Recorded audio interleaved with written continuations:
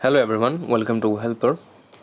In this video, we will learn about the maximum power transfer theorem. Okay, so the maximum power transfer theorem states that a resistive load will abstract the maximum power from a network when the load resistance is equal to the resistance of the network, that is Req. Or you can say that equivalent resistance, okay, as viewed from the output terminals with all energy sources removed, and the maximum power will be here V square by 4 RL, or you can say V square by 4 Req when RL is equals to Req. Here RL means the load resistance, okay, and Req means the equivalent resistance of the network. So simply you can say that maximum power transfer theorem is a theorem where you can say that the load resistance will abstract maximum power if the load resistance is equals to the equivalent resistance. Okay, so this is the main, you can say this is the main property of this theorem.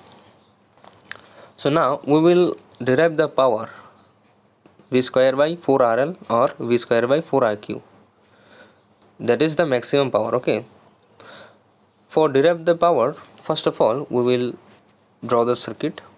Okay, so here you can see this is the circuit. Okay, and this circuit is quite look like a Thevenin circuit, where this is a voltage source having internal resistance R connected, and there is a resistance that is Req, that is means equivalent resistance of the network is connected in series combination, and the load resistance across these two terminal A and B is connected also in series. So we know the power. So here the power consumed by the load is I square RL. RL means the load resistance. So we have to find this I.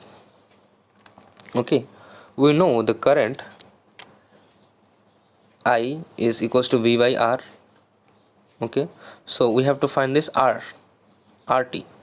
RT means this total resistance. Okay, so look in the circuit, the total resistance is Req, okay, and then this RL in series combination, so Req plus RL, then this small r, that means the internal resistance of the source. Okay, so this is our total resistance RT equals to Req plus RL plus small r. Usually we neglect this internal source resistance, so the total resistance would be Req plus RL. So we will put the value in RT. Okay, so the current would be this V by Req plus RL. So after put the value in here, the power consumed by the load would be this. Okay, V square RL by Req plus RL whole square. Okay, so we have put this condition as equation number 1. Okay, so now to get the maximum power, we know that its differentiation is 0 with respect to the load. Okay, so this is the main assumption we have to keep in mind, that to get the maximum power, its differentiation with respect to load resistance should be 0. So dPL by dRL is equals to 0. Now we will differentiate it.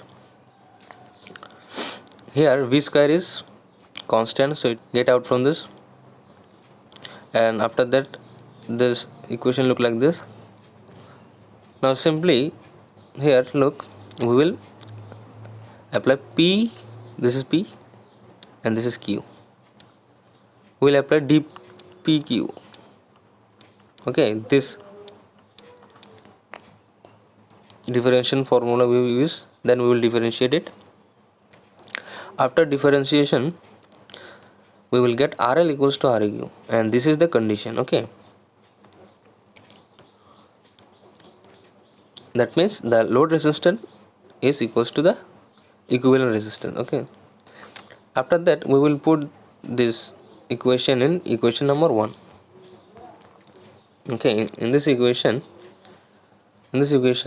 we put the RL equals to Req. Okay, this condition will be put.